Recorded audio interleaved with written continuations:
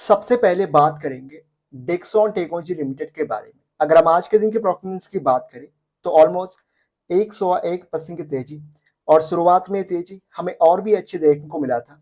और पिछले 2-4 दिनों से स्टॉक बार बार अपने जो ऑल टाइम हाई है, इस ऑल टाइम हाई को वो ब्रेकआउट देने की कोशिश कर रहे हैं, बट वो ब्रेकआउट दे नहीं पा रहे।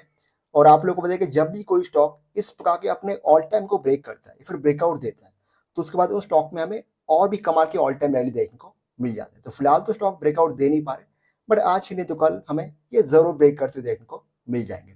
और वैसे भी देखा जाए स्टॉक अभी तक अपने इन्वेस्टर को बहुत ही मालामाल तरीके से रिटर्न बना के दे चुके। अगर हम सिर्फ एक साल की बात करें तो एक एक साल में भी जिनके पास है, जो एक साल से होल्ड कर रहे हैं, उनके भी पैसे तीन तीन गुना बना के दे चुका है, 200-200% तक की प्रॉफिट।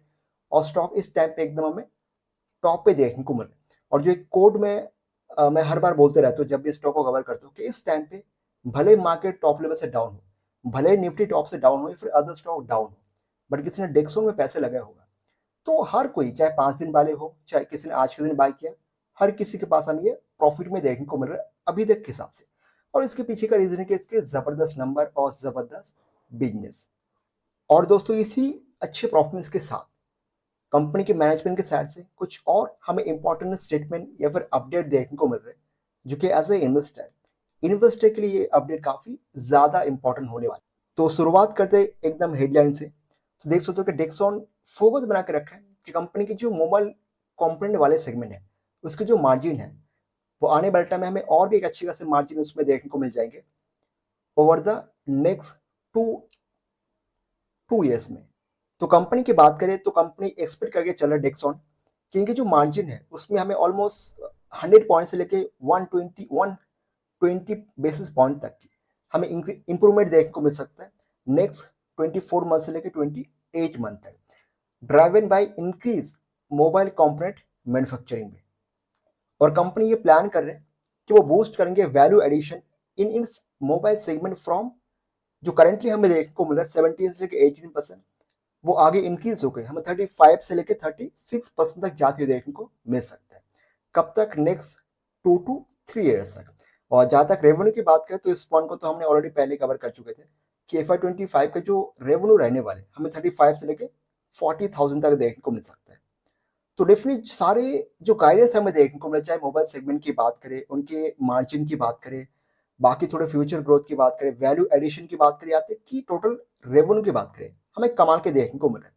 और इसी बीच में कोई एक छोटे से नेगेटिव पॉइंट की बात, तो कंपनी के मोबाइल सेगमेंट के कंट्रीब्यूशन, सो आप लोग को बताइए जो डेक्सॉन टेक्नोलॉजी जो देखते देखते इतने बड़े साइज की कंपनी बन गई, तो उसमें सबसे बड़ा कंट्रीब्यूशन किस चीज का है? Obviously mobile segment. तो मोबाइल सेगमेंट में कंपनी फिलहाल एक्सपेक्ट कर रहे हैं कि बाय 2025 से लेकर 2026 तक जो मोबाइल सेगमेंट का कंट्रीब्यूशन रहने वाले बहुत अच्छे रहेंगे। कितने? 60 से लेकर 65%, बट थोड़ा सा रिड्यूस होगा।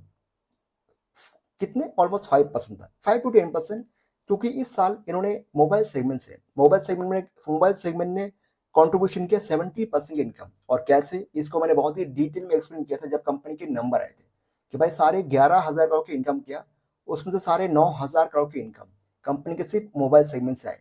तो ये सेगमेंट कितना इंपॉर्टेंट है, मतलब जिसके पास डेक्सॉन है ना, अगर वो सिर्फ मोबाइल सेगमेंट के ऊपर भी फोकस रखे तो भी उसके लिए मतलब तो भी चल जाएगा। अब ऐसा सोच लो कि मोबाइल सेगमेंट अभी इसके लिए एक बहुत बड़ी सेगमेंट बन चुका है, तो थोड़े से रिड्यूस देखने को मिलेगा। बट उसके पीछे का रीजन है कंपनी के जो और सेगमेंट है, टेलीकॉम एंड आईटी, कंपनी अभी फिलहाल इसमें ज्यादा फोकस देने वाले हैं, जिनके जाते मोबाइल सेगमेंट में थोड़ा सा डाउन होगा, बट ये दोनों सेगमेंट थोड़े बहुत अच्छी करने वाले हैं। तो ये काफी हमें इंपॉर्टेंट पॉइंट देखने को मिला, जो कि अब चाहो तो इस पॉइंट को जरूर आप नोट करके रख सकते हो। मतलब जब कंपनी के आगे के नंबर आएंगे, तो जब मोबाइल सेगमेंट के जो ग्रोथ में थोड़ा सा अगर स्लो डाउन हो तो उसे पैनिक मत करना, क्योंकि मैनेजमेंट पहले से ये टारगेट लेके चल रहे हैं। और ये रीजन कि मोतीलाल अभी तक स्टॉक को अपसाइड ही दे रहे हैं, स्टॉक यहाँ से भी 10% तक की रैली दिखाएंगे, तो 2,000 पॉइंट तक की रैली दिखा सकता है। देखो जहां स्टॉक की मोमेंटम की बात करें, वो बार बार कोशिश तो कर रहे हैं अपने 16,000 को ब्रेकआउट देने की। और जैसे मैं बार बार बोलता हूँ कि कभी भी कोई स्टॉक जब इस प्रकार के पीछे पड़ जाते हैं किसी भी लेवल को ब्रेकआउट देने के लिए, तो अल्टीमेटली वो ब्रेकआउट दे देते, मतलब जो बायर है बहुत एक्टिव है, तो आज नहीं तो कल ब्रेकआउट दे देगा। और वो दिन कौन से रहेंगे, कितने तेजी के साथ ब्रेकआउट होगा, क्या एक ही दिन के तेजी के साथ क्या वो 1,000-1,200 पॉइंट की रैली दिखाएगा? ये किसी को नहीं पता। जो तेजी हमने यहाँ पे देखा था ना, एक दिन में स्टॉक ऑलमोस्ट 800-900 पॉइंट तक की भाग रैली दिखाई दे, तो हो सकता है कि यहाँ पे भी एक दिन तेजी आए 5-6%, 8% की। और आपको पता है कि अभी डेक्सॉन अगर 1% भागेगा तो 160 पॉइंट भागेगा, 2% भागेगा तो 320 पॉइंट, 3% भागेगा तो 500 पॉइंट भागेगा। तो मतलब अगर इसने 3% की रैली दिखा दी तो सीधा साढ़े 16,000 के लेवल को टच कर लेंगे। अभी इतने ज्यादा इसके प्राइस जो है बहुत हाई लेवल पे जा चुका है। और जहां तक इसके मोमेंटम की बात करें तो momentum long term short term दोनों हिसाब से ये इंडिकेशन दे रहे हैं कि भाई होल्ड करके चलोगे पुराने इन्वेस्टर तो ये ब्रेकआउट होने वाला है और होगा। तो यहाँ से और भी जो टारगेट मोतीलाल ने दी कि 17,000 से लेकर 17,500, डेफिनेटली ये टारगेट एक ही झटके में वो अचीव कर सकता है। और जो कोई सोच रहा है क्या 20,000 जाएगा, देखो अगर कंपनी अच्छी करते रहे तो 20 क्या ये 25 भी जाएगा और आपको 30,000 तक भी जाते आपको देखने को मिल जाएंगे। किसी ने सोचा था कि 1.5 साल पहले हमने 2-2.5 हजार पे कवर किया था बार बार, जब स्टॉक इतने टाइम से चल नहीं रहा था 60% गिरने के बाद। तो देखते देखते अब 2.5 हजार के स्टॉक हम 16,000 पे देख रहे हैं। ठीक है, 16,000 का 32,000 भी लॉन्ग टाइम में हो सकता है। तो अगर आप लॉन्ग टर्म के बारे में सोच रहे हो तो डेफिनेटली ये कंपनी आगे और भी अच्छे प्रॉफिट में दे सकते हैं। जब कंपनी अच्छे प्रॉफिट में देगा तो बाय डिफॉल्ट स्टॉक प्राइस तो अच्छे करने वाले, जो कि फिलहाल अच्छे कर रहे हैं। बट फेज बाय हमेशा बोलता हूँ मेरे हिसाब से अगर आप इग्नोर करके चलोगे तो ये आपके लिए सेफेस्ट ऑप्शन है। अगर आपको जाना है तो इस टाइम पे कितने सारे स्टॉक टॉप लेवल से डाउन है उसके बारे में स्टडी करो। जब डेक्सॉन कभी कभी नीचे आएगा तब आप डेक्सॉन के बारे में स्टडी कर सकते। देन नेक्स्ट स्टॉक की बात करें और एक जबरदस्त कंपनी कैंस टेक्नोलॉजी लिमिटेड, ये भी कमाल की कंपनी है और इसमें भी लगातार हमें सिर्फ तेजी और तेजी देखने को मिल रहा है। आप इसके परफॉर्मेंस को देखोगे तो 2-2 साल अभी जाके 2 साल इससे कंप्लीट हुई इस नवंबर में 25 तारीख को। तो 2 साल में 700% की प्रॉफिट बना के दे दी भाई। जिनके पास भी है और जो होल्ड कर रहे हैं तो उनको जो कंपाउंडिंग का फायदा हो रहा है सिर्फ उन्हीं को पता है जो इनको लॉन्ग टर्म से होल्ड कर। और सिर्फ इतना ही नहीं, आगे भी कंपनी आपको क्या लगती है 5-6 हजार पे रहेंगे। अभी भी 30 आज जाके 38,000 करोड़ को उसने टच किया, मार्केट कैप की बात करो। और डेक्सोन का कितना है ऑलमोस्ट 1 लाख। तो ये भी कंपनी फ्यूचर में 1-2 लाख करोड़ तक ये इतने बड़े साइज की कंपनी बन सकते हैं। इतने पोटेंशियल कंपनी का हमें बिजनेस में देखने को मिल जाते हैं। और क्योंकि मैंने बहुत डिटेल में कहा था कि इस कंपनी के सबसे बड़े एडवांटेज या फिर डिसएडवांटेज एक ही है कि वह डाइवर्सिफिकेशन। ये एक अच्छी बात भी है और थोड़ी सी बुरी बात भी है क्योंकि हर जगह से कंपनी के बिजनेस आते हैं। तो अगर मान लो किसी से अच्छे बिजनेस है किसी में खराब तो फिर वो मिक्स मैच हो जाता है।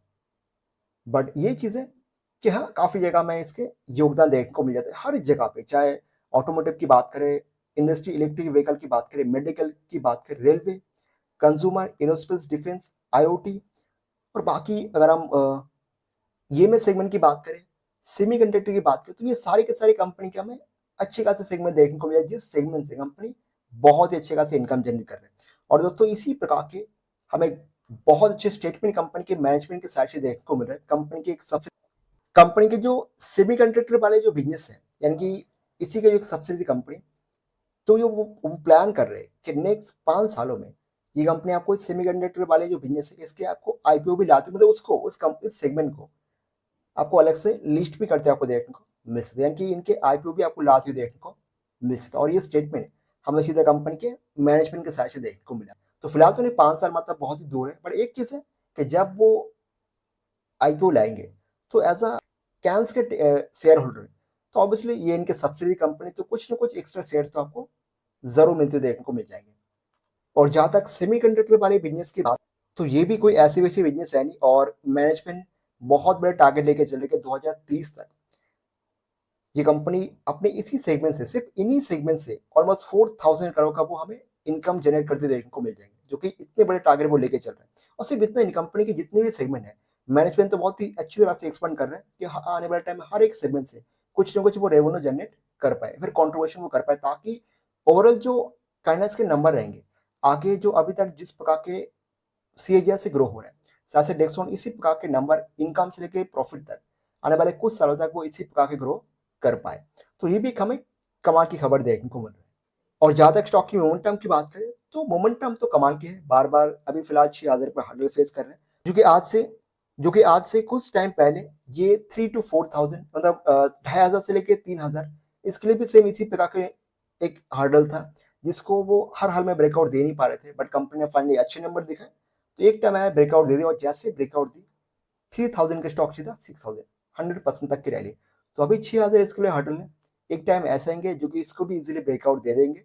उसके बाद आपको 7 से लेके 8000 तक की रैली भी आपको एक ही झटके में देखने को मिल सकता है। तो लॉन्ग टाइम वालों कंपनी कमाल के लॉन्ग टाइम के हिसाब से आप और भी इस कंपनी के साथ बने रह सकते हैं। नेक्स्ट स्टॉक की बात करें और एक जबरदस्त कंपनी विनाश पाइप लिमिटेड।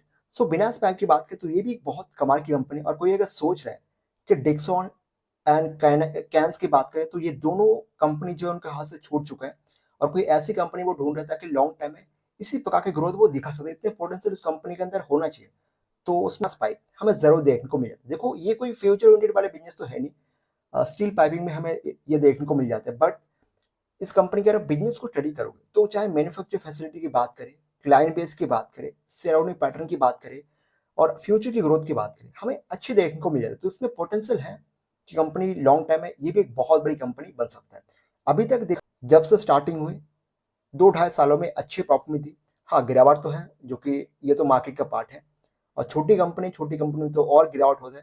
अभी भी 3-3.5 हजार करोड़ की ये मार्केट कैप है। मतलब अगर यहाँ से कंपनी एक मिड कैप कंपनी बन के 30-30 हजार करोड़ के, तो यहाँ से भी कंपनी 10 गुना ग्रो, मतलब 10 गुना रिटर्न बना के दे सकता है। बट रिस्क भी उतने हैं कि चलेंगे नहीं चलेंगे, चलेंगे तो कब तक, ये काफी बड़ा क्वेश्चन मार्क है। तो अगर आप रिस्क लेने के बारे में सोच रहे हो तो डेफिनेटली आप कैंस के साथ साथ, डिक्सॉन के साथ साथ आप इस विनाश पैक को भी जरूर चाहो तो स्टडी कर सकते हैं।